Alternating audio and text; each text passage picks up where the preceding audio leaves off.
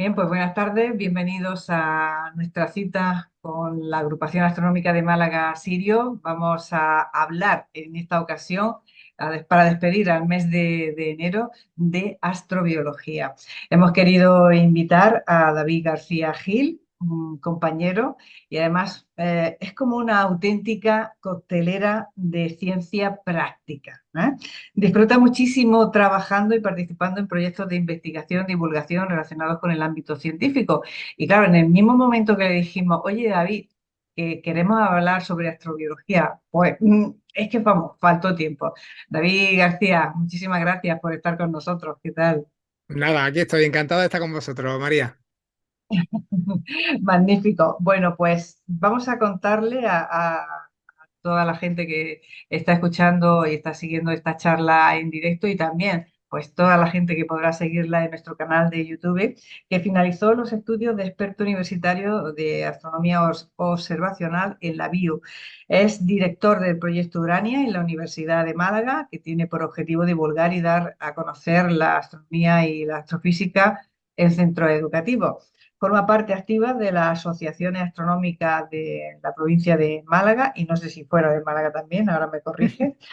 Actualmente es técnico especialista de laboratorio en el Departamento de Física Aplicada de la Universidad de Málaga, colaborando en docencia e investigación a través también de la UMA, pues mueven muchísimas actividades para el fomento de la ciencia en los jóvenes. Precisamente estábamos hablando de esa efervescencia, David, que hay para fomentar la ciencia en los jóvenes a través de la UMA, ¿no?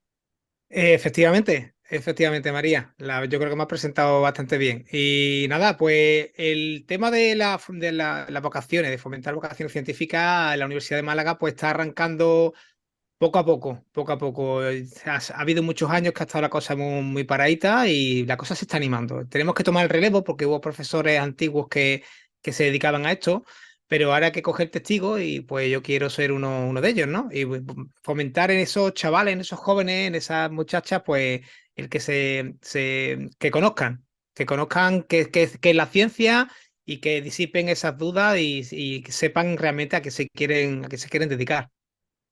Luis. Ujú. Ahí hay un vaivén con la conexión, me da conexión inestable. Esperemos que no nos dé la tarde, David. Eh, Hay una frase de Carl Sagan que, bueno, todos conocemos, porque me imagino que tu pasión por la astronomía no empezó ayer, ¿no, David? No, mi pasión por por la astronomía empezó hace muchísimo tiempo. Yo era adolescente pero empecé con con un par de libros de Isaac Asimov concretamente uno de ellos era La nueva guía de la ciencia, que todavía por ahí lo conservo. Eran unos libros rojos que regalaba muy interesantes. Y luego también me gustó mucho el libro de Solas en explosión. Entonces esos libros me los bebí y tendría 14, 16 años y fue ahí cuando empecé. Luego mis derroteros profesionales han ido por otro sitio, pero yo siempre llevo la astronomía paralela y siempre he ido pues estudiando por mi cuenta y hasta que por suerte pues terminé trabajando en la Universidad de Málaga en el departamento de física y ahí es donde ya me he centrado y me he profesionalizado en el tema de la astronomía. Ajá. Bueno, pues David, vamos a ahondar en esa charla que vamos a compartir contigo, vida en otros mundos, y al hilo de lo que decía Carl Sagan, a veces creo que hay vida en otros planetas y a veces creo que no. En cualquiera de los dos casos, la conclusión es asombrosa y Eh, llevaba toda la razón. Efectivamente, tanto una respuesta como otra son las dos abrumadoras. Entonces, en esta charla que voy a dar, en esta charla o chapa, como le gustan decirle a mis niños, pues voy a intentar un poco dar a entender tanto una respuesta como la otra. ¿Vale? Ujú. Pues adelante, todo tuyo, David, cuando quieras.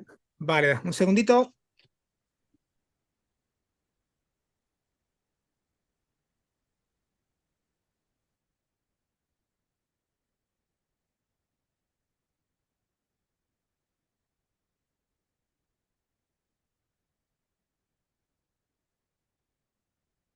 Ahora sí, perdón, que me había dejado a mi familia en la calle. Perdón, pido disculpas. Bueno, pues la charla se titula Astrobiología y ha sido el tema central del proyecto SciENIES de la Universidad de Málaga, del cual he sido el coordinador y director. Y como he dicho bien María, que le comentaba antes, pues era intentar pues que los chavales, que los jóvenes conozcan el campo de la astronomía. La astronomía, como todos sabemos, es una ciencia que se vende sola, es una ciencia muy bonita, pero que gracias a esta ciencia pues se pueden conocer muchísimas ramas de la ciencia. Es una ciencia muy transversal, toca la química, por ejemplo, este tema en concreto, toca la química, geología, toca la espectroscopía, toca muchísimo la biología propiamente dicha. Entonces, como toca tantos temas, lo llevo a los institutos y a los colegios para fomentar precisamente esas vocaciones a esos niños y a esas niñas, ¿no? Bien, la charla es larga y, en fin, que luego al final habrá preguntas de todo tipo, que sin problema, sea de este tema o del que queráis, me podéis preguntar algo, lo que queráis, ¿vale? Bien, la charla tiene varios bloques, tiene 5 bloques concretamente, empezaré de menos a más, empezaré hablando de qué es el Big Bang y qué son las estrellas, porque es importantísimo para esta charla. Luego pasaremos al bloque 2, que sería biogénesis y biogénesis, después ya explicaré un poquito más profundamente a qué se refiere esas dos palabras.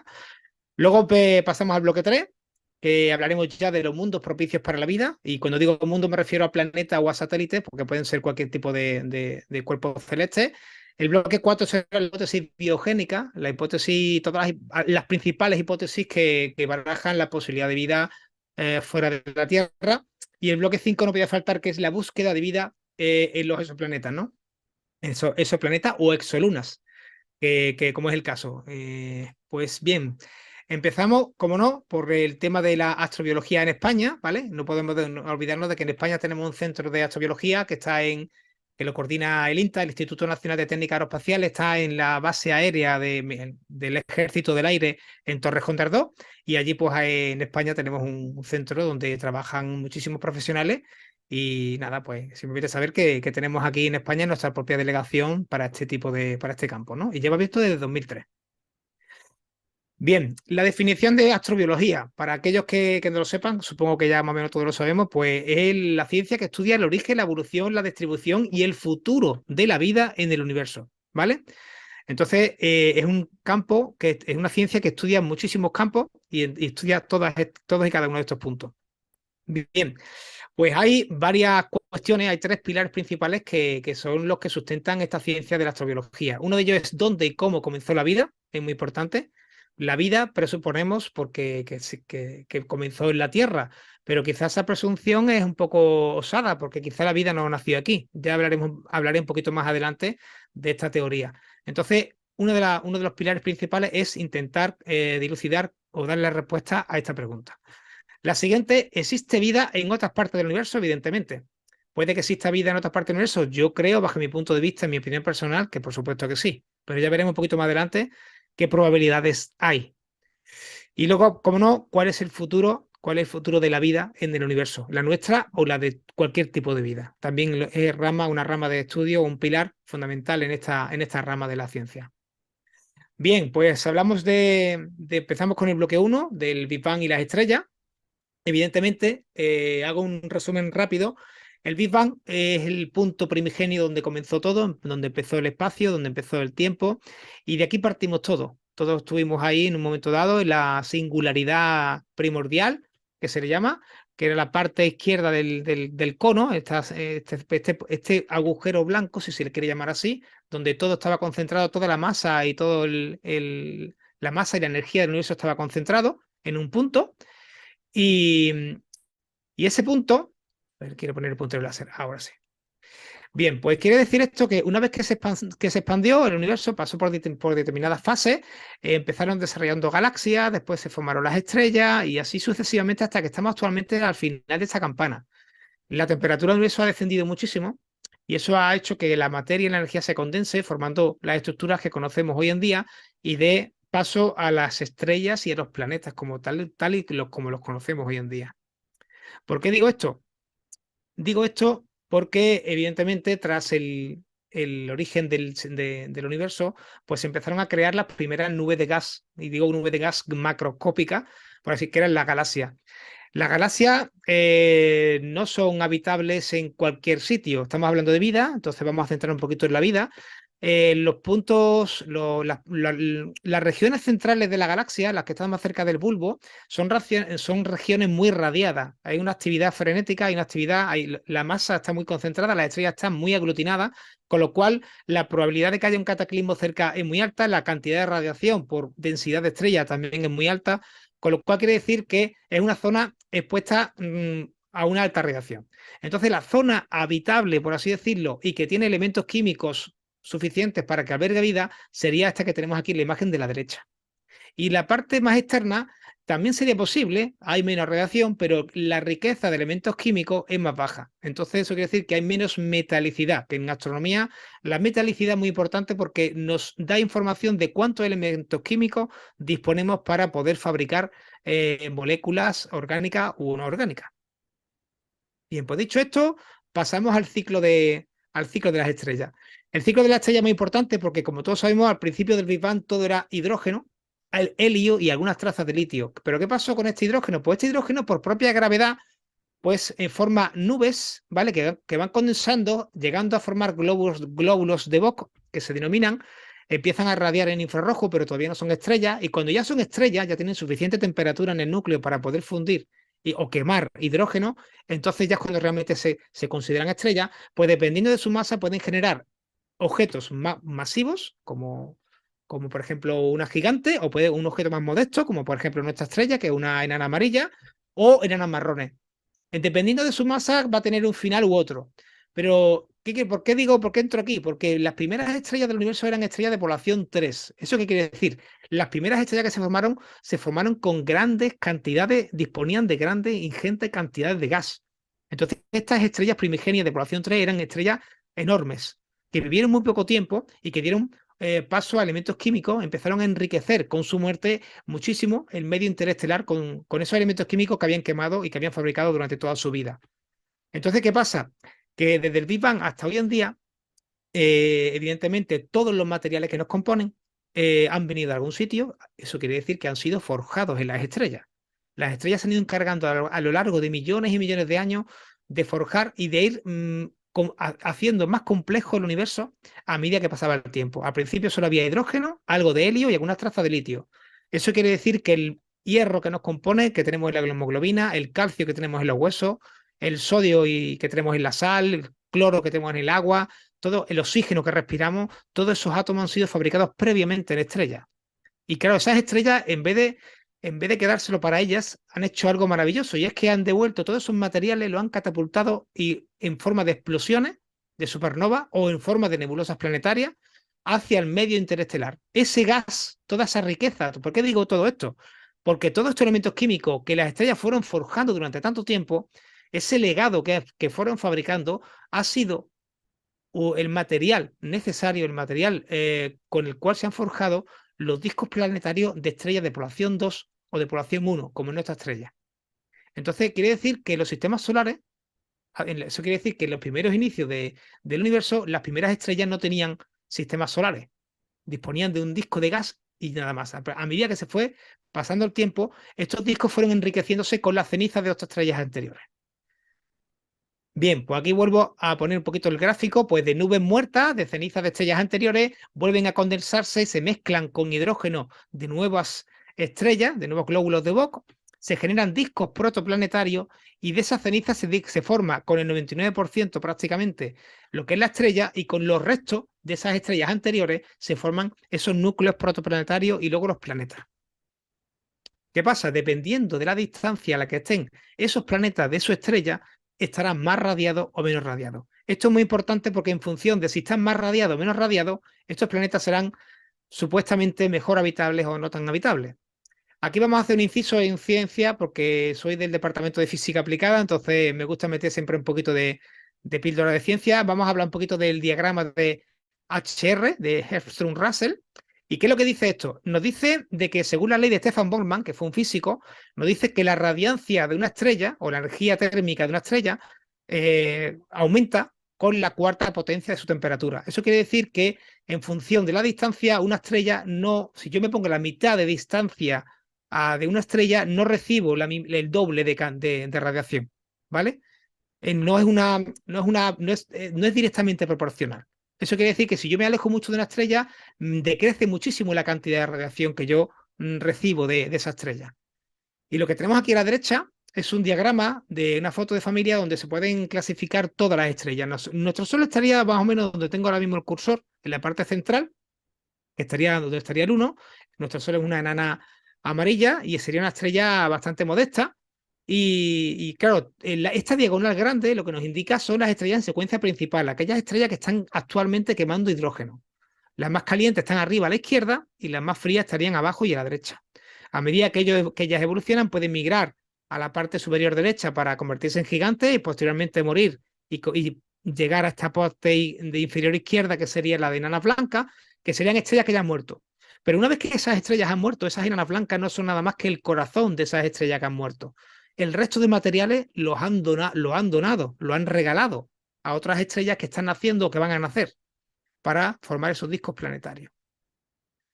Bien, aquí lo que vemos es un gráfico que nos representa tres tipos de estrellas. Arriba tenemos la estrella O, B, A, que son estrellas muy calientes. La estrella lo de medio sería el tipo espectral F y G, como sería nuestro Sol. Y abajo un sistema planetario tipo K, M o L. ¿Vale? Pues en función, claro, como hemos dicho antes, según la ley de Stefan Boltzmann, en función de la temperatura, la zona que tiene la estrella cambia su color y evidentemente también cambia la zona de habitabilidad de esta estrella. En el caso de la estrella más caliente, evidentemente, pues la zona de habitabilidad estaría más alejada, que sería la zona verde. La zona azul sería la zona de hielo y la zona roja sería la zona, pues evidentemente, más radiada, más caliente. En nuestro Sol, en este caso, sería en el cual se ven perfectamente la órbita de Mercurio, de Venus, de la Tierra y de Marte. Se observa como la Tierra y Marte están en zona habitable. Y una enana marrón, una enana, pues evidentemente su zona de habitabilidad estaría a la órbita aproximada de Venus, ¿no? Lo vemos aquí, pues con esto nos damos cuenta de que todas las estrellas que tenemos en el firmamento, evidentemente, en función de su temperatura, si tienen sistemas planetarios, pues los planetas candidatos a tener, albergar vida o habitables serían esos que están a esa distancia. Bien, aquí vuelvo a repetir un poquito más lo que he dicho antes, pues en función, claro, en función de todo ese material, el material que forma el sistema, que forma los sistemas solares, se va remolinando y va acretando en una zona u otra de su estrella.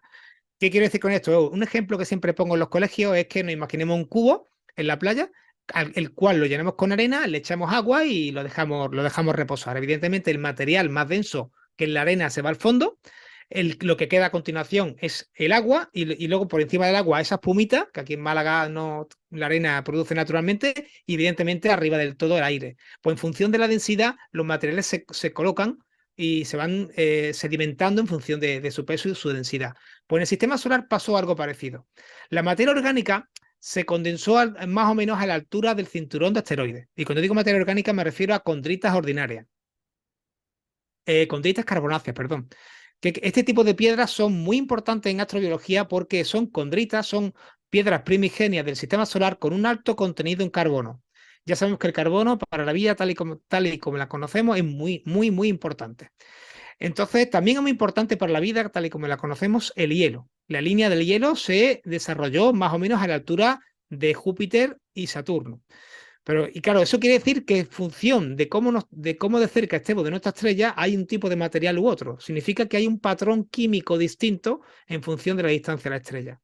Entonces, como sé que a mucha gente no le gustan las gráficas, se lo he puesto con un dibujito. Aquí tenemos nuestro sistema solar y aquí con línea pues representamos lo que es en verde, sería la línea donde se formó la materia orgánica. Y cuando digo materia orgánica no me refiero a vida, me refiero a los precursores de la vida, aminoácidos y moléculas complejas. Y aquí en azul he representado la línea del hielo. A partir de esta línea, el agua ya no se encuentra en estado líquido, sino que se condensa y forma hielos. Evidentemente, a partir de aquí, pues esas lunas heladas que conocemos, esos planetas helados, la vida es mucho más sería mucho más dificultosa porque las moléculas, al estar congeladas, las moléculas de agua no tienen tanta interacción como en estado líquido. Bien, pues sigo adelante. Esto es un pequeño resumen de lo que he dicho hasta ahora. Pues aquí empezamos en el Big Bang, se forman las galaxias. En la galaxia se fueron formando estrellas de población tres, que son las estrellas más masivas, que fueron estrellas muy, muy, muy eh, masivas, que dieron paso a su vez a su muerte, pues a aumentar la metalicidad del medio que le circulaba y de todo el universo en general, aumentando la riqueza de elementos químicos que conocemos, y esos materiales fueron reciclados literalmente en otros sistemas planetarios formando granos, formando pequeños granitos que fueron acumulándose en primera instancia por fuerza electrostática, que luego posteriormente se fueron acretando por gravedad, formando eh, condritas, y luego después pasaron a ser acondritas. Condrita significa cóndrulo, significa que estos materiales fueron primero generando pequeñas esférulas que fueron cocinadas porque se acercaron a su estrella y fueron térmicamente modificadas. Una vez que se modifican térmicamente pasan a ser acondritas, significa que ha habido un proceso metamórfico en esa roca, y luego en función de la masa que tenga el cuerpo, sea asteroide o planetoide, pues se va diferenciando. Entonces, las partes metálicas, por así decirlo, los elementos metálicos se van a los núcleos de esos protoplanetas, y los elementos más livianos, como el calcio, como el sodio, com- como el carbono, se van quedando un poco más en la corteza, que se formarían lo que son las placas tectónicas que conocemos en el planeta Tierra. Aquí, pues vuelvo a repetir un poquito el esquema de antes. Una condrita sería un fósil de la formación del material primigenio del sistema solar. Cuando tenemos una condrita en la mano, tenemos un fósil. Realmente es el material primigenio, casi inalterado, del material que formó el sistema solar. Aquí tenemos una acondrita, sería el material ya con proceso térmico, ya se ha fundido, ya no se distinguen bien esos cóndrulos. Luego aquí tenemos lo que sería un asteroide que tiene diferenciación gracias a la cantidad de masa que tiene, porque tiene un núcleo metálico, un pequeño manto, que sería metálico rocoso, y una corteza más liviana, más ligera. ¿Qué pasa? Que debido a la interacción de cuerpos en el sistema solar primigenio, pues hubo choques entre ellos, y estas rocas pues se han ido mezclando. Entonces, esta diferenciación que vemos en este asteroide la podemos encontrar fragmentada, y esos fragmentos pueden caer a la Tierra en modo de sideritos, de mesosideritos o de acondritas, ¿no? Dependiendo de la naturaleza o de donde se sedimentó o donde formó parte en el asteroide anterior o planetoide primigenio. Cuando cae a la Tierra ese resto, pues vemos si podemos dilucidar a qué parte del asteroide o del planetoide pertenecía este meteorito. Bien, por qué hablo tanto de meteorito? ¿Por qué hablo tanto de roca? Porque evidentemente en esta masa, en esta amalgama de materiales es donde se ha forjado la vida. Vamos a ver qué es y vamos a definir qué es la biogénesis y posteriormente la biogénesis, que es la vida tal y como la conocemos. Evidentemente, en este sistema solar que he comentado, ahí los materiales están muy mezclados. Ya estamos en un sistema solar o una estrella de tipo de población 3. Ya significa que ya tenemos una riqueza de elementos químicos suficiente para que haya interacciones químicas que den paso a la vida tal y como la conocemos. Entonces, lo que vemos aquí son un planeta y restos materiales alrededor. Y para que se dé la vida hacen falta tres cosas importantes. Una de ellas es la energía. Evidentemente aquí hablamos de energía del solar, pero no tiene por qué ser solamente energía solar. También puede ser de otros tipos, ya hablaré un poquito más adelante. También la química, una química abundante, un sistema planetario en el que solo exista hidrógeno y helio, ahí la vida es imposible. No hay química suficiente para que se produzcan reacciones químicas. Así que la química también es muy importante. Y un medio líquido. Y con medio líquido no me refiero a agua, me refiero a un medio que permita interacciones moleculares para que dé tiempo a una reacción química. Evidentemente, en un estado sólido apenas hay reacciones químicas. De hecho, se dan una o dos veces cuando se forma el cristal, el sólido y poco más.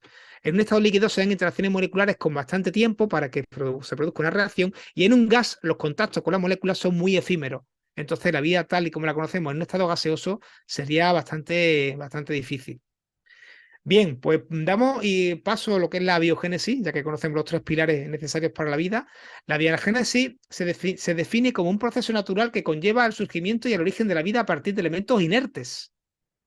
Inertes, se estoy hablando de silicio, de carbonatos, de cosas tan inertes como la sal de mesa. ¿De acuerdo? Los primeros indicios de vida en la Tierra se datan aproximadamente hace 4.280 millones de años. El Sol tiene unos 5.000 millones de años aproximadamente, 5.500, y la vida de la Tierra se estima que empezó bastante pronto. Cuando lo suficiente, cuando ya la corteza terrestre se empezó a enfriar y se empezaron a condensar en la atmósfera ciertos gases. Bien, luego damos paso a la biogénesis, seguimos hablando un poco de ella, pues como he dicho antes, las energías disponibles, o sea, la vida necesita diferentes tipos de energía, no tiene por qué ser solar. Hay una de las teorías que dice que posiblemente la vida en la Tierra se originó en las fumarolas oceánicas que hay en los fondos de los océanos. En este tipo de sitios hay elementos, hay líquido, hay agua, hay riqueza de elementos químicos, evidentemente, porque el volcán emana bastante sustancias químicas. También hay calor, el calor emitido por el núcleo de la Tierra, el manto terrestre. Entonces, se dan todas las condiciones idóneas para que empiece o se dé la vida en este tipo de puntos. También tenemos que tener en cuenta que el Sol, en sus primeros inicios, cuando se formó el sistema solar, era muy energético y irradiaba mucho en el espectro ultravioleta. Eso quiere decir que la vida posiblemente, bajo mi punto de vista, nació posiblemente en el fondo de los océanos y luego migró a cotas más altas. Y también, evidentemente, como no, la vida puede necesitar, ¿por qué no?, energía nuclear. El calentamiento nuclear, el núcleo de la Tierra está caliente debido a esa reacción nuclear residual de cuando se formó nuestro planeta. Y, ¿por qué no?, el calentamiento de marea. Ya veremos más adelante, como algunas lunas de Júpiter se mantienen calientes a pesar de ser más pequeñas que nuestro planeta debido a ese efecto de calentamiento de marea. Y como he dicho antes, pues también variedad de elementos químicos, reactividad química, hace falta ciertas energías de activación para que algunas reacciones químicas se den y esa biogénesis pase poco a poco a ser cada vez más biogénica. Y la vida tal y como la conocemos está basada en el carbono, pero no tiene por qué. Hay diferentes teorías que dicen que la vida puede existir en estos puntos del universo en otro tipo, basada en otro tipo de elementos químicos, como por ejemplo el silicio, el boro, el nitrógeno, el fósforo. Hay bastantes teorías. No todo, yo soy de la opinión de que quizá la vida no surge como la nuestra y tiene por qué ser igual a la nuestra. Quizá hay vida basada en otros elementos químicos y superarán la ciencia ficción seguramente. Bien, el experimento pasó, estamos hablando de abiogénesis, de cómo esos elementos químicos que eran inorgánicos pasan a ser orgánicos. Pues vamos a ver un experimento que idearon un par de físicos y químicos, que eran Miller y Urey. Estos señores idearon un prototipo, una serie de, un experimento de laboratorio en el cual con diferentes cámaras de vidrio en una cámara de vidrio metieron gases que ellos pensaron que eran los primigenios que formaron la atmósfera terrestre, la atmósfera de la Tierra, que eran como era el metano, era el amoníaco, el dióxido de carbono, el monóxido de carbono, hidrógeno, total, vapor de agua, y lo sometieron a radiación ultravioleta para asimilar las condiciones que tenía el Sol primigenio, y también le provocaron con un par de electrodos pues descargas eléctricas para simular esos rayos, porque la atmósfera terrestre era más convulsa de lo que es hoy en día. Y todo eso, pues lo que hacían era condensar todos esos gases mezclados, lo iban condensando, lo iban enfriando y luego después lo volvían a recircular, ¿no? Hicieron que este experimento funcionara durante, si no recuerdo mal, fue una semana o 15 días. Y lo que se dieron cuenta es que al cabo de ese tiempo, pues en determinados puntos del circuito tenían pipetas para accesos a ese material y se dieron cuenta de que empezaron a encontrar químicamente elementos químicos como la glicina, como la alanina, que eran aminoácidos necesarios para formar las proteínas. De modo, estamos viendo que fue la primera vez que alguien que con elementos completamente inorgánicos y con una energía externa, porque todo este material fue esterilizado y limpiado herméticamente y pulcramente, se dieron cuenta que dejando esto funcionar de modo completamente inorgánico, se empezaron a generar de modo espontáneo, pues moléculas precursoras de vida, de proteína, ¿no? Los ladrillos de las proteínas. Entonces me parece muy interesante, muy importante el comentar esto porque que en un laboratorio en el siglo XX dos señores a título particular consiguieran hacer esto, me parece una verdadera barbaridad a nivel científico, ¿no? Y claro, hay detractores y partidarios. Evidentemente hay algunos científicos que piensan que la atmósfera de la Tierra no tenía realmente esos gases, entonces habría que repetir el experimento. De hecho, el experimento se ha repetido en diferentes universidades con resultados muy parecidos, ¿vale? Bien, pues una vez dicho esto, pasamos ahora a la biogénesis. No se sabe exactamente el punto en el cual la abiogénesis pasó a ser biogénesis, o sea, cuando algo dejó de ser inorgánico a ser orgánico, ¿vale? Se estima que las moléculas se generó de modo natural, una molécula que se llama probionte, que en forma de ARN, pues supuestamente el ARN fue la primera molécula autorreplicante que generó, que se creó en la, en la naturaleza. Y esta molécula, pues por diferentes motivos, pues consiguió autorreplicarse, consiguió hacer, en fin, consiguió la maquinaria proteica necesaria para poder replicarse. Pero claro, evidentemente, esta molécula está expuesta al medio. Entonces, estar expuesto al medio significa que te dé radiación, que estés expuesto a otros elementos químicos. Entonces, esta molécula de ARN posiblemente encontró la manera de encapsularse o de encontrarse por casualidad con alguna envoltura que le dio protección. Entonces, en el momento que encontró esa protección, esa envoltura, pues se creó esa primera membrana que la protegía. Eso fue importantísimo porque ya la molécula dejó de estar expuesta y ya tenía una protección. Entonces, la vida fue evolucionando para generar cada vez más membranas, ¿no? Una membrana que rodea el núcleo, otra membrana que rodea a la célula en fin, ahí incluso las células, por ejemplo, vegetales tienen una pared celular que las protege todavía más, ¿no?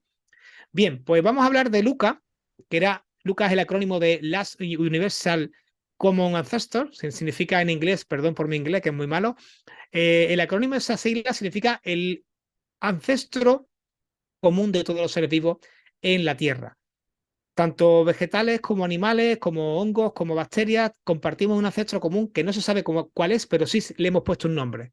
Se llama LUCA.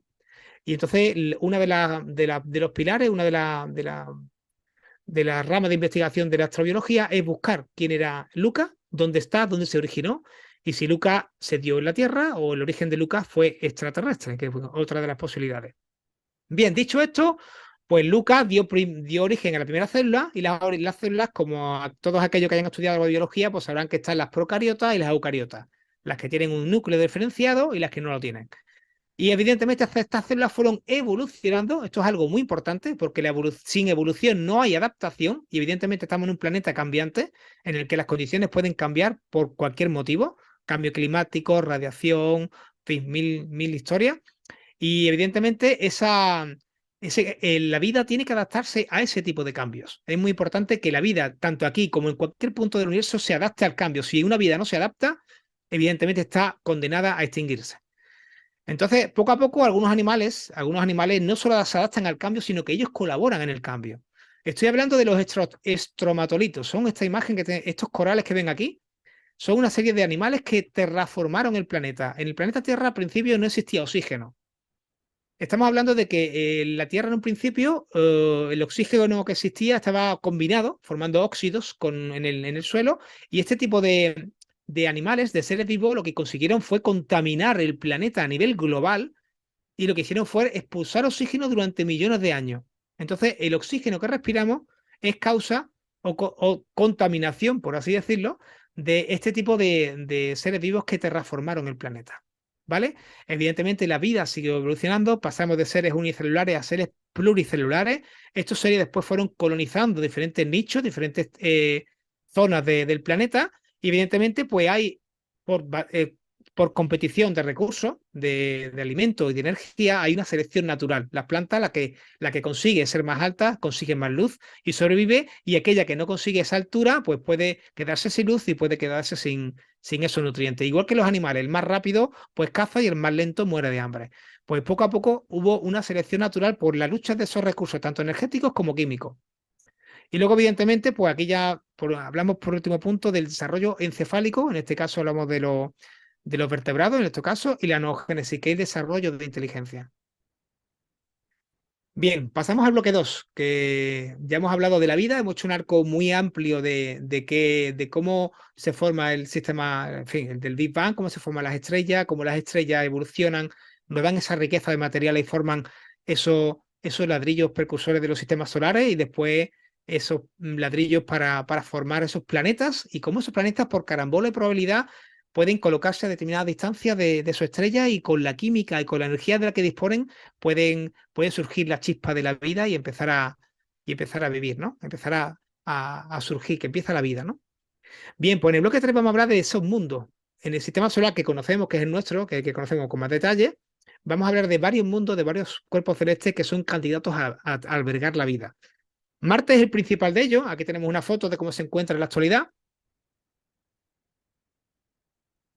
Marte es un planeta árido, pero evidentemente el planeta Marte no fue siempre así. Marte fue un planeta que tuvo condiciones para la vida, aptas para la vida mucho antes que la Tierra.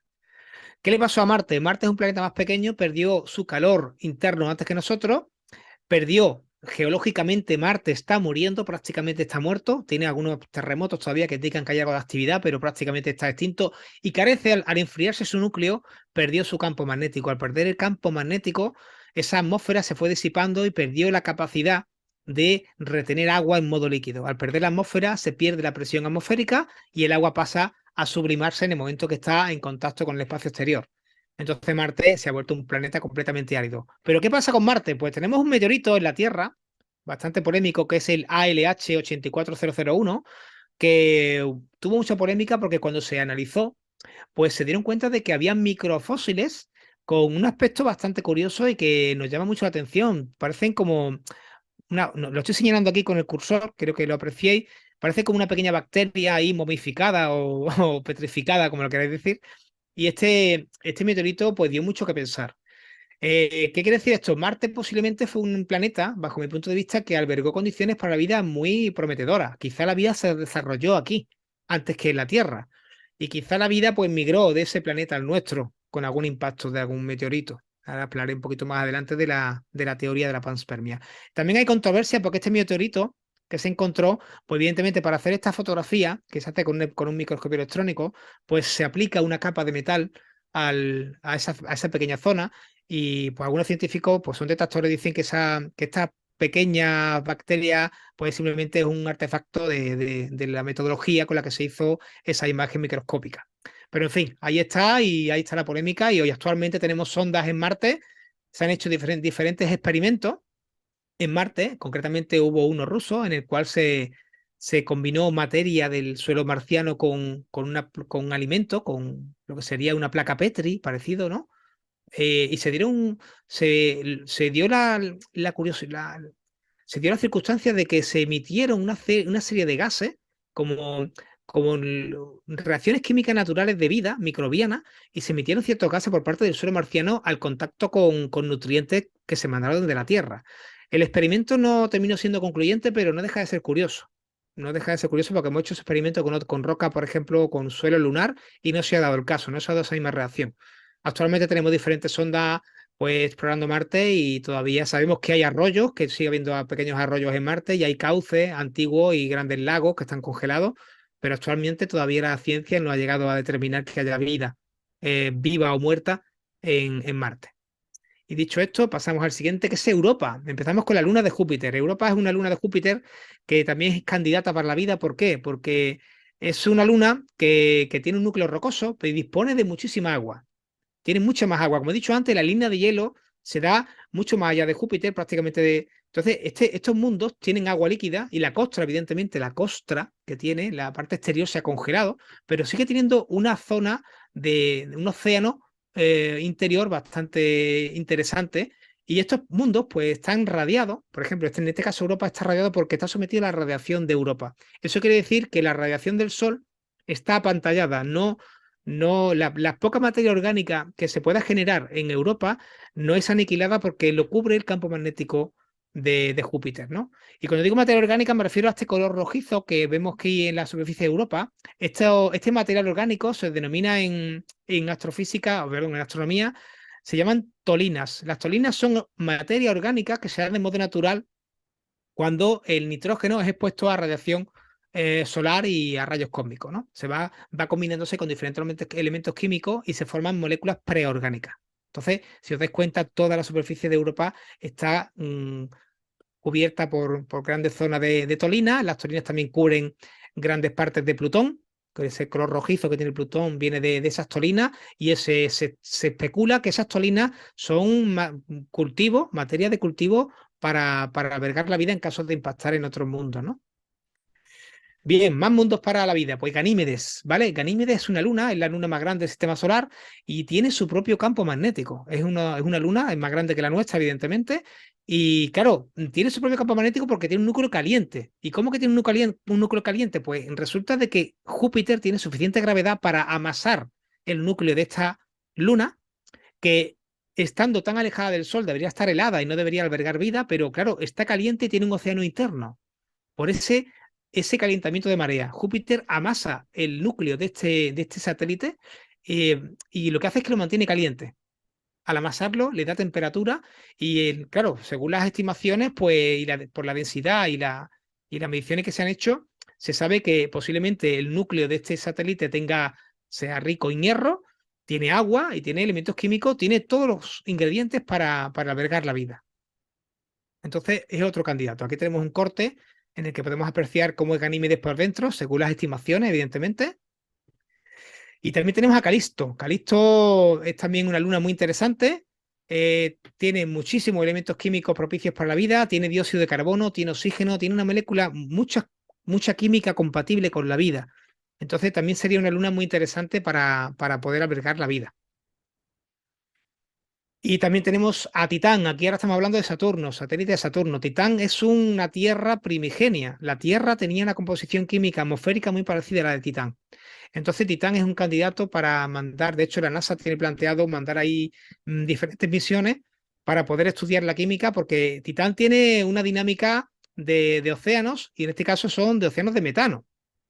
No tiene una dinámica, un ciclo del agua como aquí, sino de metano. Y entonces la atmósfera de Titán recuerda mucho a la Tierra primigenia, y hay una gran riqueza de tolinas, lo que he dicho antes, en la atmósfera y en la superficie de Titán. Entonces sería como si viéramos la Tierra hace millones de años, cuando empezó la vida, hace 4.280 millones de años, ¿no? Bien, y también no podemos dejar en el tintero a Encélado, la luna helada de Encélado, que si le tiramos un corte, pues veríamos claro, que tiene un núcleo rocoso, pero también tiene un gran océano helado debajo de su corteza.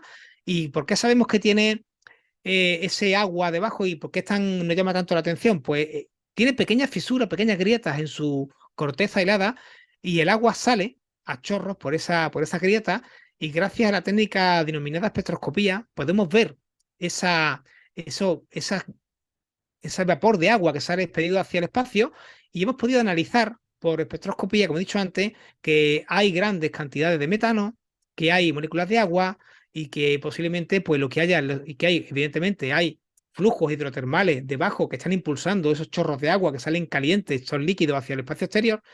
Y eso quiere decir que en esa luna pues también tenemos todos los ingredientes necesarios para que haya vida. Entonces, todo esto ha hecho que la NASA mande la misión espacial JUICE, que fue lanzada el año pasado y que va a tardar 8 años en llegar a este tipo de luna. Lo que va a hacer la misión JUICE es buscar vida en estas lunas heladas de Júpiter. Son mundos muy interesantes que tienen toda en la receta para albergar vida, y la NASA no quiere de quedarse con la intriga, y ha mandado esta sonda que llegará, pues le quedan todavía pues 7 años, porque lleva ya un año casi de viaje, pues le quedan 7 años para llegar a estas lunas y a investigarlas. Bien, vamos a hablar ahora de las hipótesis biogénicas, de las hipótesis que hay, las principales para mí, que han dado paso a crear a lo que es las teorías que hay para la vida.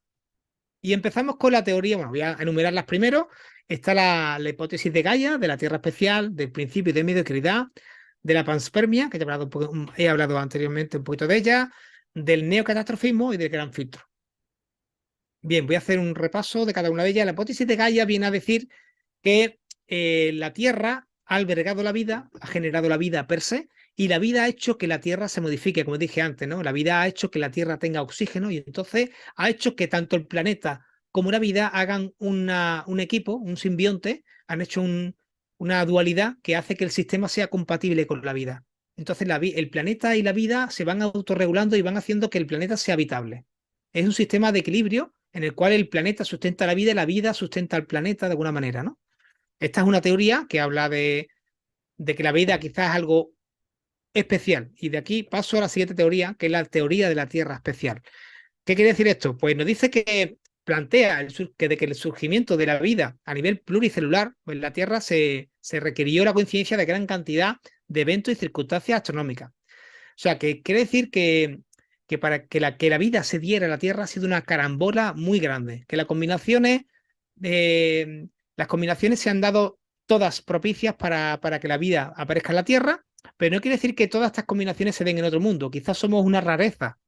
Esta teoría de la Tierra especial, que fue postulada por Peter Barth, Lo que viene a decirnos es que la Tierra es algo especial, es una raya en el agua, que solemos decir, que la vida está en la Tierra y posiblemente no la haya en ningún otro sitio, que la Tierra sí, posiblemente sea pues lo más especial que hay en el universo. Me parece una teoría aterradora, significa que no hay nadie más ahí fuera y que la Tierra es el único sitio del universo donde donde ha surgido la vida y existe vida.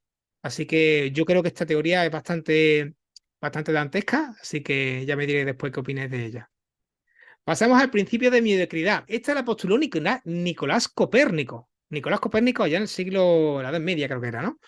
Bueno, pues aquí lo que dice es que Nicolás Copérnico fue bastante sensato, bajo mi punto de vista, y lo que dijo fue que la Tierra, nuestro planeta Tierra, no tiene nada especial. Existen multitud de planetas como la Tierra, seguramente fuera en otros sistemas solares, y que posiblemente haya vida en otros puntos. Si hay vida aquí, él pensó que la vida será muy común, que la receta química y la receta de la Tierra se va a repetir en otros mundos y que la vida será completamente algo normal y natural. Muy interesante esa teoría. La teoría de la panspermia, evidentemente, es muy importante. Propone que la vida existe en todo el universo y está siendo sembrada y distribuida por el polvo espacial, por los cometas, por los asteroides y también por nuestras naves espaciales. Quiero que sepáis que la NASA mandó una NASA, creo que fue, o no sé si fue los japoneses, que mandaron una nave espacial con tardígrados a la Luna y tuvieron la mala suerte de que esta nave espacial pues, se estrelló contra la superficie de la Luna. Entonces tenemos ahora mismo la superficie de la Luna contaminada literalmente con tardígrados, que sabemos que resisten la radiación cósmica y son los seres vivos más resistentes que conozcamos del planeta Tierra. Y hemos contaminado la Luna con estos seres vivos. La NASA tiene un pacto con todos los países para que cuando vayamos a algún mundo, pues extrememos las precauciones para no contaminar con vida terrestre mundos extraterrestres. Evidentemente, si vamos por ahí contaminando, cuando encontremos evidencias de vida, no van a tener el rigor, no van a tener la veracidad que tienen que tener si vamos contaminando sin ton ni son. Entonces es muy importante que donde quiera que vayamos, pues los materiales que fabricamos estén esterilizados. La sonda Cassini, que se mandó a Saturno, fue sacrificada y que se quemara en la superficie de Saturno a expensas de que no contaminara ninguna luna de Saturno. Bien, pues sigo hablando. El neocatastrofismo, lo que viene a decirnos, aquí no pongo ningún texto, esto que estamos viendo es un disco de la creación de un agujero negro supermasivo, lo que estamos viendo es un haz, en verde lo que estamos viendo aquí es el chorro de rayos gamma de este agujero negro, y evidentemente cerca de un agujero negro, de una muerte, de una supernova, cualquier planeta que tenga más suerte de caer cerca de una catástrofe de este tipo, pues evidentemente la vida pues perecerá, seguramente o se reiniciará, ¿no? Como pasó en el caso de la Tierra, de las grandes extinciones. Esta teoría lo que me viene a decir es que la vida se reinicia cada cierto tiempo, o que la vida es algo que surge de modo natural, pero va siendo aniquilada por eventos naturales, sean supernovas, caída de asteroides, en fin, estallidos de rayos gamma que aniquilan la superficie del planeta. Esta teoría casa bastante con mi filosofía de ver el futuro de la vida en el universo. La vida se tiene que adaptar. Si hay un evento catastrófico, como por ejemplo un, un agujero negro, una supernova, pues la vida se va a tener que reiniciar, va a tener que evolucionar y adaptarse al cambio. Bien, dicho esto, pasamos a la última que hay, y es la que me parece más interesante, que es la teoría del gran filtro. Y aquí leo un poquito el texto. En el universo, la aparición de la vida es espontánea, pero no todas las formas de vida pasan todas las barreras, ¿no? Significa que a medida que pasan cosas en el planeta o en el sistema solar, esas vidas se tienen que ir adaptando y superando esas pruebas. Evidentemente, los dinosaurios, pues con el impacto del asteroide, pues aniquiló prácticamente a todos. Sobrevivieron unos pocos y evidentemente de ellos han salido las aves y surgieron, también sobrevivieron unos pocos animales y de hecho de esos mamíferos hemos salido nosotros. Significa que la vida se adaptó. Hubo un filtro que hizo que los animales de sangre fría, como los dinosaurios, perecieran, pero los que teníamos sangre caliente sobrevivimos, nos adaptamos a ese gran impacto y logramos sobrevivir. Entonces, lo que nos dice esta teoría es que a medida que pasa el tiempo, la vida surge de modo natural, surgen muchos tipos de vida en el universo, pero esos planetas van siendo sometidos a diferentes pruebas. Esa vida tiene que superar ciertas pruebas, ¿no? En el caso de la Tierra, por ejemplo, la atmósfera terrestre fue contaminada con oxígeno y los animales se tuvieron que adaptar a una atmósfera rica en oxígeno. Aquellos animales que no se adaptaron, evidentemente, sucumbieron. Pues todas esas pruebas hacen que la vida tenga que ir adaptándose o pereciendo y se va quedando por el camino. Significa que para que la vida llegue a ser inteligente, desarrolle inteligencia como nosotros y pueda llegar a comunicarse con otra forma de vida, es bastante improbable, pero la cantidad de pruebas a superar es altísima. De hecho, nosotros seguimos estando en la, en fin, en la línea de tiro porque cualquier día pues, puede venir un asteroide o un meteorito y que no hayamos controlado y puede hacer que nos impacte y quién sabe si nos pasa como al dinosaurio, ¿no? Pues o venga una supernova cercana y aniquile la vida de la Tierra, que no es el caso, pero imaginemos que sí, ¿no? Pues hay que pasar todas esas pruebas, ¿no? Como he puesto esta imagen aquí de los videojuegos, el jefe final, pues hay que superar todos esos jefes y la vida no tiene otra que salir del planeta Tierra y buscar sitios donde poder colonizar, porque no depende de nosotros el que el planeta sea siempre habitable. Puede venir un cataclismo y cambiar las condiciones del planeta. Luego está la hipótesis del zoológico, que no viene más que a decir que quizá existe vida en otros puntos de la galaxia, del universo, y esta vida, pues ellos tienen una propia ética o moral, por así decirlo, y no influyen en nuestro desarrollo, nos están observando en la distancia, nos estudian, somos algo singular para ellos, y entonces pues nos están estudiando, igual que nosotros vemos un animal, una hormiga, un hormiguero en la selva y lo vemos y no lo rompemos ni lo destruimos, simplemente lo vemos y lo estudiamos, pues hay una teoría que dice que los extraterrestres, posiblemente si existen y son inteligentes, quizás nos ven, nos estudian, pero no interactúan con nosotros. Bien, la paradoja de Fermi la he puesto, ¿por qué? Porque evidentemente si la vida, según las teorías, es tan propensa a darse y son tan grandes el número de estrellas y de planetas que hay alrededor de todo, la cantidad de mundos que hay en el universo es tan alta, la probabilidad de vida tiene que ser muy alta, ¿por qué cuando ponemos un radiotelescopio a escuchar el espacio o por qué cuando miramos ahí arriba no vemos a nadie? ¿No? Pues eso es lo que dijo Fermi. Fermi dijo que por qué hay esa ausencia de señales de vida extraterrestre. Pues posiblemente pueda pasar lo siguiente, y esto lo explico así en los colegios y los institutos. Si nosotros a un caballero de la Edad Media le decimos que le mandamos un mensaje por ondas de radio, el caballero medieval no se va a enterar en la vida, porque su tecnología no ha llegado a entender esa tecnología y él nunca va a escuchar nuestro mensaje a través de las ondas de radio. Pues quizá nosotros, la raza humana, no tenemos todavía la tecnología suficiente o la inteligencia suficiente para poder comunicarnos en el lenguaje que quizá otras civilizaciones están hablando ya. O sea, eso quiere decir que somos como esos caballeros medievales que nos están hablando por radio y no nos estamos enterando actualmente. Posiblemente, pues estas civilizaciones pues estén hablando a través de ondas gravitacionales o a través de tecnología cuántica, por decir algo, no sé, o algo que ni siquiera todavía se ha descubierto o se ha inventado, ¿no? Entonces, la paradoja de Fermi me parece bastante curiosa, bastante acertada y con bastante sentido. Y aquí ahora hablo de la ecuación de Drake. Drake fue un científico, un físico que hizo una fórmula con una servilleta y lo que intentó fue calcular el número de civilizaciones inteligentes que debería haber solo en nuestra galaxia. Y se dio cuenta de que el número debería ser altísimo, en torno a 100.000. Nada más que nuestra galaxia, pero evidentemente, como he dicho antes, en la paradoja de Fermi nos ponemos a escuchar fuera de nuestro planeta y no escuchamos a nadie.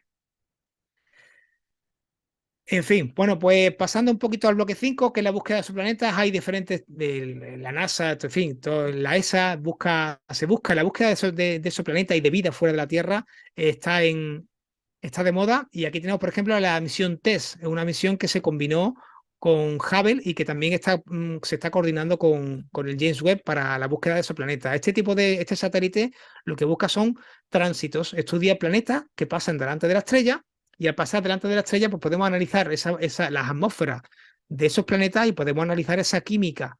Podemos buscar biomarcadores en esa atmósfera de esos planetas o tecnomarcadores en las atmósferas de esos planetas.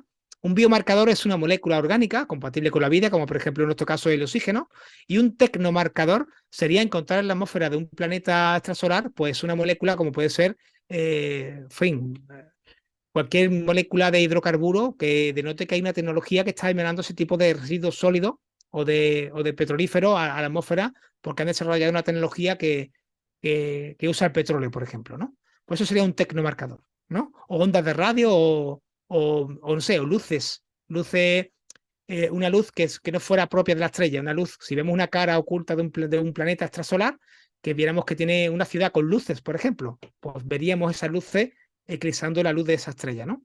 Pues esto es lo que estudia la misión TESS y también el James Webb, ¿vale? Aquí tenemos el James Webb, que es mucho más grande en diámetro que el Hubble, y estudia el espectro del infrarrojo. Estudia el infrarrojo porque es una radiación que se atenúa a medida que va llegando a la Tierra, pero claro, con este telescopio, el James Webb, como ya vimos en la charla que nos dieron aquí para Sirio el compañero, pues vemos el calor. El calor atraviesa las nubes de polvo y gas que existen en el espacio y nos puede llegar a nosotros y nos llega información de estrellas que están muy lejos y que no llega esa luz porque se va quedando por el camino. Bien, los métodos de detección de exoplanetas son varios, ¿vale? Aquí voy a poner en un vídeo algunos de ellos. Esta sería la técnica de la velocidad radial. Una estrella puede llegar a pendulear un poquito gracias a su planeta. Podemos llegar también a ocultar la estrella para poder visualizar el planeta, que estaría aquí a la izquierda. También está la astrometría, es calcular el desplazamiento que tiene la estrella con respecto a otras que tenemos de referencia. También estaría el estudio de exoplanetas con microlente gravitacional, porque van deformando los rayos de otras estrellas que tienen más por detrás. Y luego está el método del tránsito, que en este es donde me quiero centrar. El método del tránsito es un método en el cual visualizamos una estrella y a medida que la vamos observando tenemos la suerte de que pasa un planeta cerca delante en nuestra línea de visión y hace que se oculte, que baje la radiancia de esa estrella, como pasó, como por ejemplo, con la ocultación de Betelgeuse por el asteroide que hicieron algunos compañeros de Sirio también, pues vemos cómo decae la luz de esa estrella y en ese decaimiento se puede estudiar el espectro de la atmósfera planetaria de ese planeta que ha pasado por delante. Entonces nos da información de la química que tiene en su atmósfera ese exoplaneta. Podemos saber de qué está hecho un planeta sin necesidad de tener que ir ahí, simplemente con la luz que nos llega de él a través de su estrella. Y ya para terminar, pues quería recomendar un par de libros, como siempre hago todas mis charlas, un par de libros, uno de ellos, pues el que me encantó, lo leí hace poco, es el libro de La vida y su búsqueda más allá de la Tierra, que está escrito por Esther Lázaro Lázaro. Es una astrofísica que trabaja en el CSIC aquí en España y a la que admiro mucho y sigo en redes sociales. Os animo a leer este libro, que en este libro se habla todo lo que he comentado y mucho más. Y luego también, como no, pues este señor, pues José María Trigo, fue profesor mío en la Universidad Internacional de Valencia y escribe, es un gran divulgador y escribe libros. Y uno de los libros que me regalaron para esta Navidad fue este, ¿no? Las raíces cósmicas de la vida. Así que lo recomiendo, os dejo el ISBN por si queréis buscarlo en diferentes plataformas. Y nada, y ya también para terminar, pues recomendaros un documental que a nivel visual y musical es muy importante y muy bonito. Se llama Life Beyond en inglés, Vida Más Allá, y tiene varios capítulos. Yo recomiendo el uno, los otros son ya un poco más fantásticos, pero a mí me han encantado. Son visualmente espectaculares y viene a hablar de todo, la posibilidad de vida en la Tierra, cómo surgió aquí, cómo puede surgir en otros planetas, cómo puede ser en otros planetas. Le han metido mucha imaginación y la verdad es que bastante, bastante bonito a nivel visual. Y nada más, pues con esto termino la charla, espero que os haya gustado y aquí estoy abierto a que me hagáis las preguntas que queráis. Bueno, magnífico, magnífico repaso, David. Yo creo que, bueno, ha sido genial, ¿eh? Ha sido genial. Y además creo que ha hecho un planteamiento, la verdad es que muy bueno del orden, ¿no? de la charla y ha quedado bastante claro. Voy a darle permiso a la gente para que Claro, claro. evidentemente puedan activar sus micrófonos, porque si no, te aseguro que no los van a poder abrir. Vale, pues yo ya podéis activar vosotros vuestro micrófono y bueno, también poder hablar con David y poder hacerle alguna de las cuestiones. Yo tengo por aquí a C3PO que te ha lanzado un montón de preguntas a lo largo de la charla. A ver, a ver. La charla, yo entiendo que la charla es larga y de cada tema se puede hablar largo y tendido, porque, como ya he Sí. dicho antes, se tocan muchos campos, el campo de la biología, de la química, en fin. A Bueno, ver, pues la verdad, no sé si puede abrir su propio micrófono, C3, ¿dónde está por aquí? Yo creo que sí, que lo puede activar. La persona que, vale. que ha hecho todas las cuestiones a Voy a través ver, voy a ver del el chat. chat. A ver, que tengo aquí el chat. ¿Podrías A ver. explicar? La primera dice, o te pregunta, ¿podrías explicar qué diferencia los distintos tipos de estrellas uno, 2 y Ah, 3 y qué por qué buena, el Sol es de tipo uno? qué buena pregunta. Pues, a ver, a ver, lo lógico, a ver, yo cuando lo estudié en su día también dije, bueno, ¿por qué las estrellas de población 3 son las primeras? ¿No deberían ser la de población uno? Es contradictorio, ¿no? Pero no sé por qué la NASA pues estableció ese orden y, en fin, lo que quiere decir es que las estrellas de población 3 son las más antiguas, se estima que hay 3 generaciones de estrellas hasta la nuestra, entonces las estrellas de población 3 son las cronológicamente desde nuestro tiempo hacia atrás pues evidentemente son las más lejanas. Las estrellas de población 3 eran prácticamente solo de hidrógeno. Eran estrellas muy masivas, millones de veces la masa del Sol. Fueron estrellas muy masivas que vivieron muy poco tiempo y que luego dieron paso a la estrella de población 2. La estrella de población 2, ya en sus composiciones, que todavía existen estrellas de población 2, ¿vale? De aquí esto quiero decirlo, la NASA está estudiando, está buscando estrellas de población 3. Ahora el James Webb está intentando llegar a ver si las puede llegar a detectar, pero actualmente somos nuestra estrella de población uno y también vemos de población 2. Y lo que vemos es que en la química, por espectroscopía, pues vemos que las estrellas tienen carbono, que las estrellas tienen nitrógeno, que tienen oxígeno. Por ejemplo, nuestro Sol tiene un ciclo CNO debido a que tiene esos compuestos químicos que han venido fabricados por otras estrellas anteriores. Entonces, lo que nos viene a indicar es que la metalicidad, el enriquecimiento de elementos químicos en el universo va aumentando con el tiempo. ¿Vale? Ujú.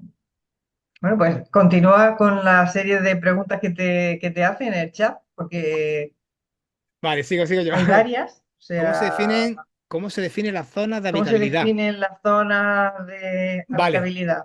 Sí. esta pregunta también es muy buena. A ver, la zona de habitabilidad, según lo que he conformado, era según la temperatura de la estrella. Pero claro, luego eso se te va al garete cuando ves la luna de Júpiter. Están fuera de zona de habitabilidad y son sitios que son quizá compatibles con la vida. Entonces, se establecieron una zona de habitabilidad en función de la temperatura de la estrella, pero habría que hacer otra en función de las condiciones particulares de cada uno de los planetas o satélites. Porque como ya hemos visto, pues hay algunas lunas de Júpiter y Saturno que son candidatas a albergar vida por esas condiciones que tienen y no están en zona habitable, según la temperatura de la estrella. Pues quizá habría que redefinir esa zona de habitabilidad. Tienes razón ahí.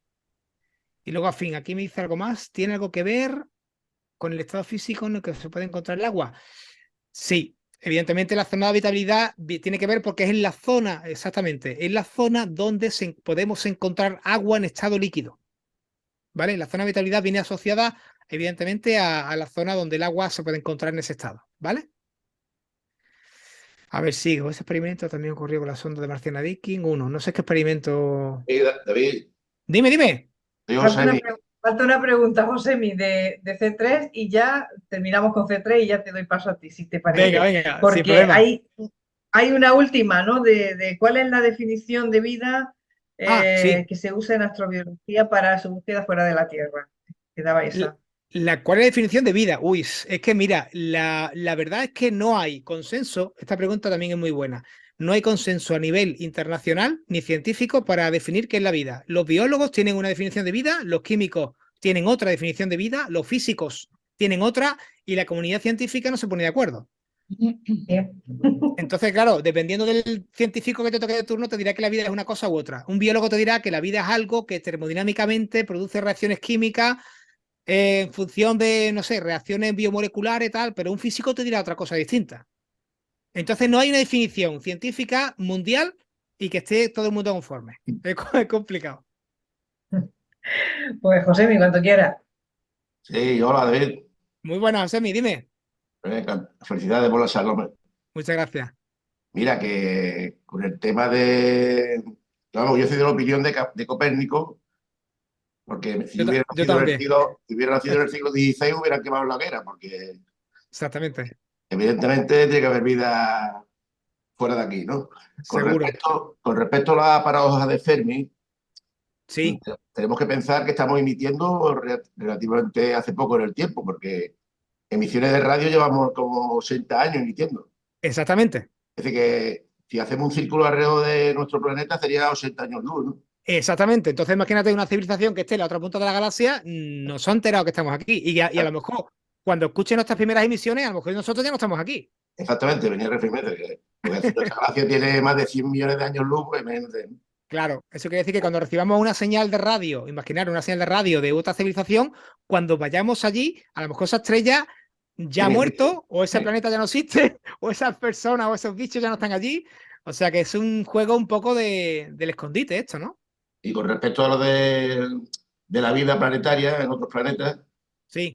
vamos, yo no he estudiado tanta química como para llegar a hacer doctorado, pero sé que el oxígeno es un gas venenoso, ¿no? El oxígeno es Porque, venenoso, efectivamente. porque Lo que si pasó, corrompe el hierro, que es un metal. claro, es un oxidante. El oxígeno es un oxidante. Entonces, la vida tuvo que protegerse. Evidentemente, quizás esas envolturas que se generaron, pues fueron precisamente para evitar la oxidación de esas moléculas orgánicas.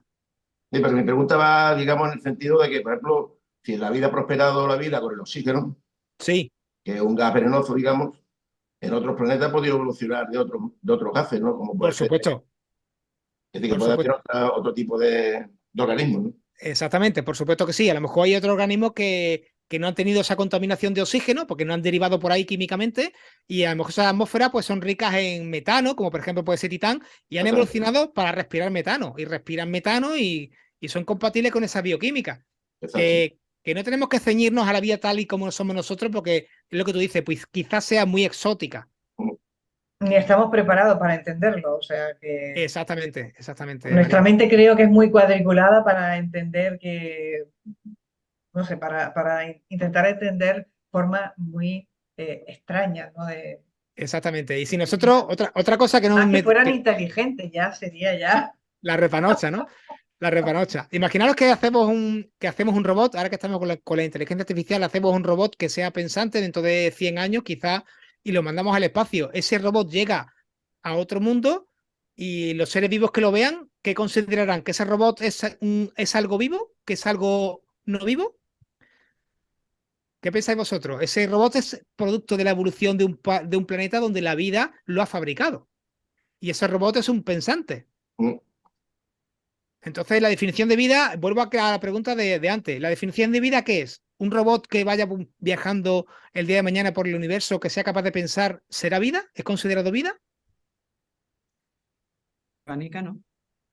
Orgánica no, desde luego, pero sí sería un organismo pensante que viajará y estudiará el universo. Muy bien. Estupendo, David, gracias. Nada, hombre. Pues no sé si hay más preguntillas por ahí. ¿Yo Pues, puedo Ahora, preguntar una cosa? por supuesto que sí, Mercedes. ¿Te pareciera una chorrada? No, para nada. ¿Qué había antes del Big Bang? Ay, mira, Mercedes, según lo que he leído hasta mucho, ahí hemos llegado. según lo que he leído mucho, antes del Big Bang no existía, se supone que no existía ni tiempo ni espacio. Pero ¿y eso cómo se...? Claro, claro, es que es como, yo se lo explico a los niños de los colegios de esta manera. Digo, tú antes de estar vivo, tú estás vivo ahora, ¿no? Le digo a los niños, yo dicen, sí. Digo, tú antes de estar vivo, ¿dónde existías? Y se queda un poco mirándome asombrado, ¿no? Un niño con 10 años le dice, tú hace 20 años, ¿dónde estabas? Y el niño no lo entiende, dice, si no estabas vivo, estarías muerto. Pues Ujú. entonces ellos no entienden porque su escala de tiempo empieza cuando ellos empezaron a vivir. Nosotros, el universo tal y como lo conocemos, empezó en el Big Bang, pero el Big Bang generó per se el tiempo y el espacio. Y entonces pensar que hubo algo antes no tiene sentido porque el mismo espacio-tiempo se generó en ese momento. Complejo. Es complejo. Hay otras teorías, ¿vale? Según Penrose, que dice que el universo es algo pulsante, que quizá el universo es como una especie de rebote que se expande, se contrae y vuelve a expandirse, y entonces el tiempo siempre ha existido de modo infinito, y que lo que pasa es que el espacio se expande y se contrae de modo como si fuera una onda. Ese es otro tipo de teoría. A mí me casa más esta teoría porque eso de que no hubiese nada en el Big Bang antes del Big Bang a mí también me raya. Gracias. Nada, Mercedes. Sí, hace poco hubo una noticia de el hallazgo de algo que sería supuestamente imposible que existiera con lo que conocemos hasta ahora. Sí, Bueno, yo creo que estamos en pañales en muchas cosas. sí, Sí, de hecho tenemos, a ver, hay anomalías gravitatorias a nivel interestelar y hay el gran atractor que se llama, ¿no? Se supone que hay ciertas partes del universo que tienen como unas derivas gravitatorias que no se explica muy bien por qué. Claro, Entonces, una de las teorías que dice es que tenemos restos, existen restos, al igual que existen restos de otras estrellas que contaminan y que nos han formado a nosotros, existen pequeños restos de otros universos anteriores y que interactúan gravitatoriamente con nosotros y provocan esas alteraciones gravitatorias y de temperatura en nuestro universo. Yo creo que es algo bastante loable y bastante entendible, ¿no? totalmente, totalmente. ¿Algún compañero más que quiera hacer alguna pregunta, alguna cuestión? Intervenir. No sé, que se quiera meter conmigo. Sí, sí. Vaya tostón que has dado, David, ¿no? No, Bueno, sí, ¿han dicho algo por ahí? David, David, Dime. yo pienso que mucho de lo que ha propiciado la vida aquí en la Tierra posiblemente haya sido la Luna, ¿no? Que ha, Hombre, que evidentemente. ha Es sido verdad que un golpe de suerte, ¿no? totalmente, literalmente. Nunca mejor dicho golpe, ¿no? Exactamente, a dar el clavo. Si no fuera por la Luna, la vida no existiría. Sin la Luna, la Tierra tendría acoplamiento de marea con el Sol. Significa que siempre mostraríamos la misma cara al Sol. Significa que a lo mejor en África sería siempre de día y en Australia sería siempre de noche. La vida en un planeta con esas características sería bastante difícil porque sería solamente posible en el borde de clarisombra, ¿no? Y sería muy complicada. La Luna propició de que la Tierra tenga ese eje de rotación constante, de que tenga esa estabilidad, de que tenga esas estaciones y que tenga la suficiente masa también para que se haya mantenido caliente el núcleo. Así que te doy toda la razón, Josemi. Gracias. Nuestra eterna compañera de viaje, que evidentemente es la mejor compañía que tenemos para que todo se mantenga En su sitio. con ese equilibrio que necesitamos, ¿no? Sí, sí, Porque sí. al fin y al cabo, pues somos como ese punto azul y la verdad es que somos algo frágil dentro de lo que es el espacio, ¿no? O al menos parece. Siempre he visto ese detalle, ¿no? La Tierra como algo frágil después de hablar de tanta inmensidad, ¿no? De tanta grandeza de el espacio, de las distancias, o sea que algo que nos tiene que recordar que debemos de cuidarla más de lo que hacemos. Sí, a mí la teoría de las que he hablado, la teoría de gran filtro, es de las que más me gusta explicar en los colegios, porque es verdad que tenemos una suerte muy grande, porque llevamos mucho tiempo en la Tierra, pues teniendo una habitabilidad razonable. Claro, Ha habido glaciaciones, pero es verdad que no ha habido grandes impactos, ha habido tiempo de que la vida evolucione a un modo inteligente como somos nosotros, y estamos a tiempo de emigrar y buscar un planeta B, pero seguimos estando aquí expuestos a cualquier cosa, a caídas de asteroides, a radiación fin, una GRB que tengamos la mala suerte de que nos alcance la atmósfera terrestre. Lo de sus rayos gamma puede, de hecho, hay algunas teorías que dicen que de las grandes extinciones, algunas se han producido por eventos cataclímicos como supernovas y que han achicharrado la atmósfera. claro. Entonces, que estemos aquí es una carambola muy grande. Bueno, pues que estés aquí es un lujo muy grande para nosotros. Muchas gracias. Muchísimas gracias, David, por habernos acompañado y por haber estado con nosotros en las charlas que la Agrupación Astronómica de Málaga Sirio pues organiza a lo largo del año. Así que lo dicho, gracias y que sigas con esa pasión a la hora de divulgación y de contar las cosas con esa pasión que lo hacen, ¿no? O sea, Pues muchas gracias, María. Aquí estoy para siempre que queráis. Ya sabéis que tengo una palestra de temática bastante amplia, así que cuando queráis una charlita, contad conmigo, ¿vale? Muy bien, David. Gracias. Gracias. Muchas gracias, Gracias a muchas todos. gracias, muy interesante. gracias.